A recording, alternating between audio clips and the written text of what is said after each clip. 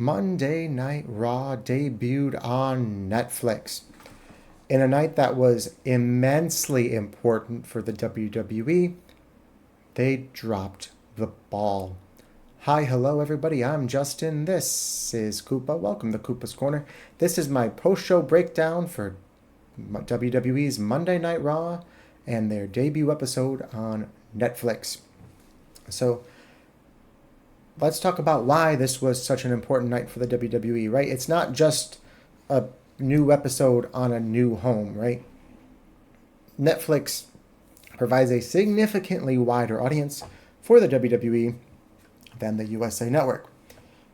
And this debut episode was being hyped as a really big deal. There was going to be a lot of new eyes on the product, and their mission was to hook them in and get them to watch again week after week after week. It was not just enough to have big ratings for this one episode, right? That was almost inevitable. The determining factor whether this is a success or a failure is going to be how many of those people continue to watch week in and week out. Knowing that was kind of what was important here, I managed to get somebody to tune in who doesn't typically watch so that I could get some objective opinions from an outsider. And that person will not be watching again. They failed to hook that person. They failed to bring them back next Monday night. Now, I think there were a lot of positives about the show. I don't like to be overly critical, right, about the WWE. If you start nitpicking and you start getting overly critical about everything, you're going to stop enjoying it. And I very much enjoy the WWE. I love it. I love to watch wrestling. I've been watching it for 20 plus years, and that's why I started making content about it, because it is something that I am very passionate about. But even I was sitting there watching it, sort of scratching my head a little bit, wondering, what the hell are they thinking, right? They advertised this as a WrestleMania adjacent event, and they did not deliver. Now, there were a few things. The show started off with a nice little video package, sort of giving the history of professional wrestling and the WWE in professional wrestling. It was like maybe a 3-minute video. It's very well produced, by the way. It was really good. And then Triple H was in the ring to welcome us to Monday Night Raw on Netflix, and okay, that's fine, that happens. Triple H comes out for all the big shows. Vince McMahon used to do it before him. You're going to see it at WrestleMania. You're going to see it a few other times in the year. That's not that big of a deal. Couple of things right off the bat. There's a new ring mat. It's black and it's got a bunch of logos on it. All these logos are not going to be restricted to PLEs anymore, and it's not just the Prime logo. There was a giant Fortnite logo. They were unfortunately advertising for a Riyadh season and advertising Saudi Arabia. They, at some point in the night, also announced that the 2026 Royal Rumble is going to be in Saudi Arabia, and that is so unfortunate as well. Now, they were advertising, a bunch of different things, including the Real American beer brand, and there's just a bunch of logos there, right? Then we see the stage is different. Now this, I'm not going to knock, because this could just be because it was a big episode of Monday Night Raw. This might not be how it looks going forward. And I hope that's the case, because there basically was no Tron. There basically was no stage. They just sort of came out through a little tunnel, a few screens, but not a big Tron. And entrances are such an important part of the presentation. I'd hate to see them sort of scaled back this way on a more permanent basis, but we saw a similar setup for the Monday Night Raw after WrestleMania, so this could just be for this one big episode. There was a brand new announce table. That was pretty cool. It looked a little bit more modern. It looked a little bit cooler. And the referees were no longer wearing the same, white and black striped shirt. They had like a black shirt with a WWE logo on it. All right, it looked pretty good.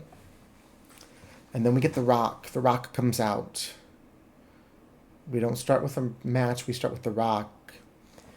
This was not particularly advertised going into this, but it wasn't a secret either, because The Rock basically announced it on his social media.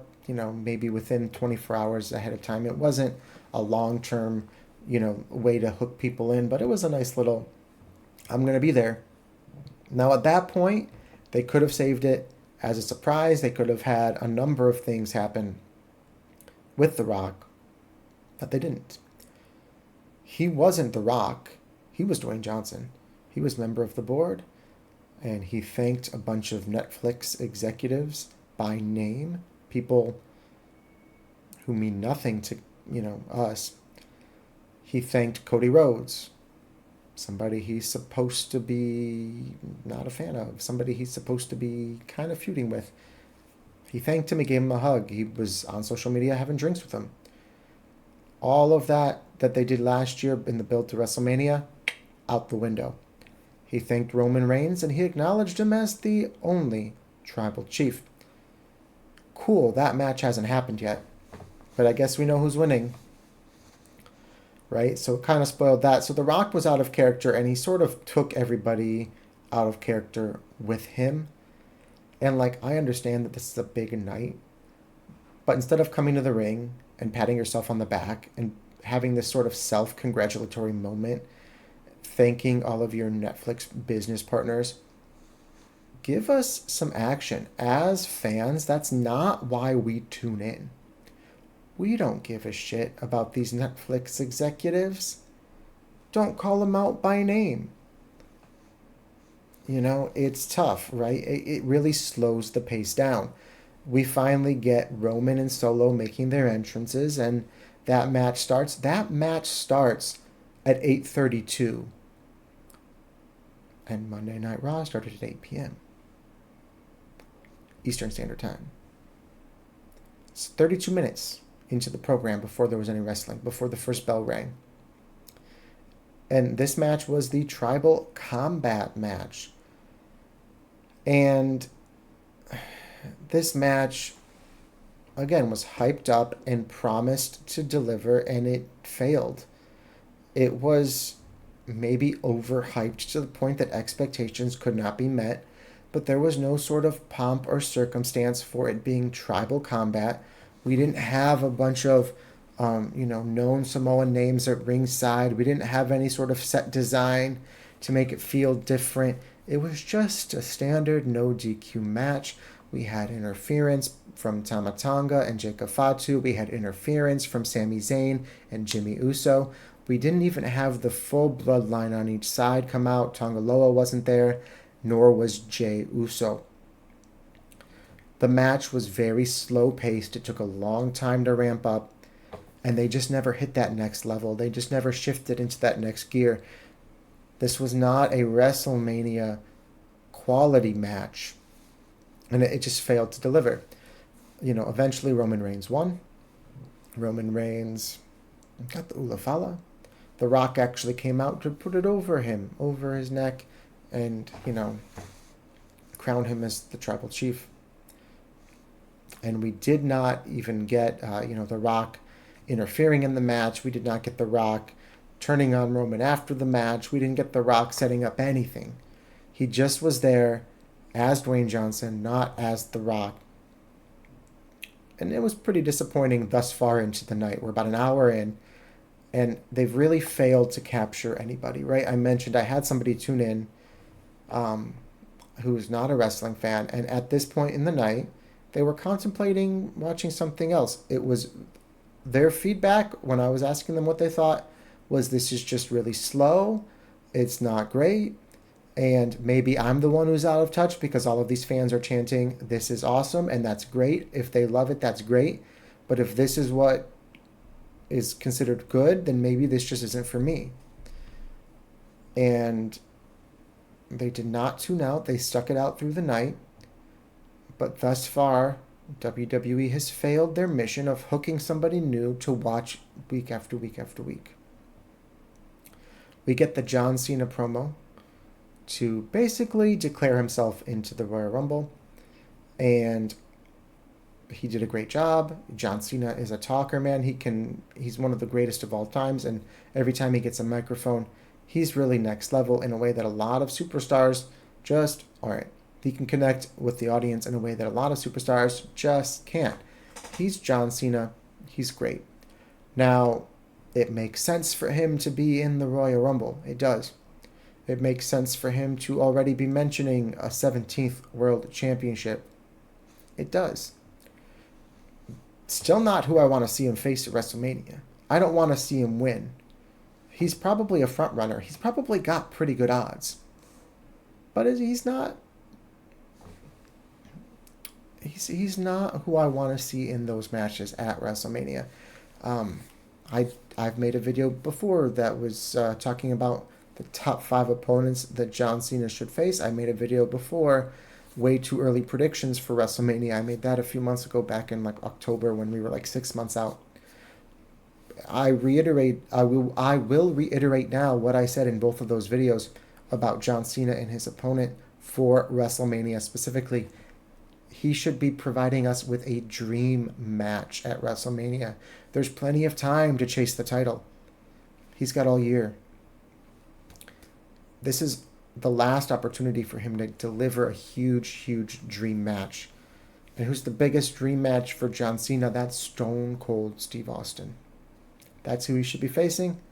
And hopefully we'll build in a different direction. I think that's very unlikely that we'll get John Cena versus Stone Cold. But hopefully we can sort of get a different direction for Cena for WrestleMania. And then he can face Cody or Gunther a little bit further down the road. We had the Women's World Heavyweight Championship match. Rhea Ripley versus Liv Morgan. In my WWE 2024 year in review, I mentioned that I think Liv Morgan was Superstar of the Year in 2024. She was excellent, and she had a hell of a year, and she really elevated her star power to that next level. And then in this match, she felt like an afterthought. Right? The match was a decent match. It was solid. It was not great. They did a pretty good job, but not a great job, right? It was decent. It was good, but it just not hit those next levels. It was not a WrestleMania adjacent quality match, right? But it was still a very solid match, and we had a very definitive conclusion. Rhea Ripley won. Rhea Ripley held the title back up. Rhea Ripley got a little revenge on Dirty Dom, and then Rhea Ripley celebrated with a surprise appearance by The Undertaker in his American Badass persona. He comes out, he does a lap around the ring on his motorcycle, and then he celebrates with Rhea Ripley. They throw their fists up in the air, and that was a really cool moment for Rhea, I'm sure. This would have done nothing to hook new fans in, but if there were lapsed fans watching, all right, you get to see a name like The Undertaker. He didn't overstay his welcome. He didn't, take away spotlight from somebody who deserved it more. It was about as good of an appearance as you could have asked for. We also had Drew McIntyre versus Jey Uso. Again, another solid match that did not necessarily hit that next level, did not shift into that higher gear. Very solid performance, not a bad match by any means. Pretty good match, pretty decent match, but just not WrestleMania quality. The difference here is this didn't feel like a conclusion to their feud. It felt like the first chapter, and they left themselves a room to grow. So, I'm not upset by it too much, really. And at the end of the day, this still was an episode of Monday Night Raw. I don't expect every match to be at that level. However, when you continuously call it WrestleMania adjacent, then I have high expectations. It is what it is. We had an appearance from Hulk Hogan. Hulk Hogan came out basically to peddle his beer, and he got booed out of the building. And there are a number of reasons why that could have been. But in 2025, the WWE Universe just not having any of Hulk Hogan. So that was a misfire by the WWE as well. And again, it felt we were putting more time into advertising for other brands, which would be annoying on a regular episode of Raw. But on an episode as important as this, It's more time away from the action. It's less we're going to hook people in. If they think it's a glorified commercial for other products, they're going to be a lot less enticed to tune in next week. The main event of the night was CM Punk versus Seth freaking Rollins, man. And this match hit that next level. This match shifted into that higher gear. This match delivered as a WrestleMania adjacent quality match. It was the best match of the night by far. So it was a really good match. Really solid way to end the show. Now, all of this being said, a few random thoughts, right? During the John Cena promo, my girlfriend came home from work. She came over, she gave me a kiss. She looked over and she goes, "Oh, what are all these things on the ring?" She's not a wrestling fan. She does not watch, right? She's not a complete, completely removed from it, the way the other person that watched was, because she knows enough just from being around me and from me having it on, but she doesn't sit and watch herself. And even when I have it on, she'll be in and out, right? Sometimes she'll go in the other room to play games or to do something, watch something else, listen to something else. But sometimes she'll sit with me and chat with me and watch a little bit of when it's on. So she's not completely foreign to some of these superstars and to some of what's going on, right? But her first thought, and her really only thought, because she didn't stick around with me last night, was all the advertisements in the ring. It was that distracting. It was that bad. Another random thought. They had all these legends, all these celebrities. We were talking, not just The Rock, John Cena, and Hulk Hogan, though those three made it very conspicuous that one was missing, and that was Stone Cold Steve Austin. Stone Cold Steve Austin was not there, and he would have perhaps been the biggest name of them all, right? We got a lot of big names like Cody Rhodes, Bianca Belair, Logan Paul. They just made appearances in the crowd. Gabriel Iglesias, a.k.a. Fluffy, was there. But the same way Hulk Hogan was there to push his beer brand, Fluffy was there to push his Netflix special. He was there as a partner of Netflix, not as a wrestling fan. He has made appearances before as a wrestling fan. So it wasn't completely out of place, right? We know he loves the product as well. But again, we felt like we're advertising a little too much, just a little too much for other things. Vanessa Hudgens was there. Danielle Fishel, a.k.a. Topanga, was there. And she was sitting next to Will Friedle, a.k.a. Eric Matthews, who did not get called out, even though a lot of other celebrities did. And a bunch of other celebrities throughout the night. We also had wrestling legends like Nikki Bella. Just a lot of surprise appearances. Now, of these appearances, there was one, and I'm not talking about Hulk Hogan, there was one that wasn't just a misstep, right? There was one that actually had me say out loud as a reaction. Like, it was very, just I took one look at it and my first thought was, what the fuck is happening? And that was during Jey Uso's entrance when the guy was smoking. During Jey Uso's entrance. After we get interview of Triple H promising us that this was going to stay family friendly. Just because we were on Netflix didn't mean they were going to drastically change the product. And then during Jey Uso's entrance, we've got somebody smoking. What the actual fuck were they thinking there? It was terrible. It was terrible. And Jey Uso's a babyface, right? He's one of the more popular guys on the roster, and this is how we're gonna represent him now. I think that was disgusting, an absolute disgusting representation, and hopefully we don't see anything like that again. So that was again, just a very distracting moment.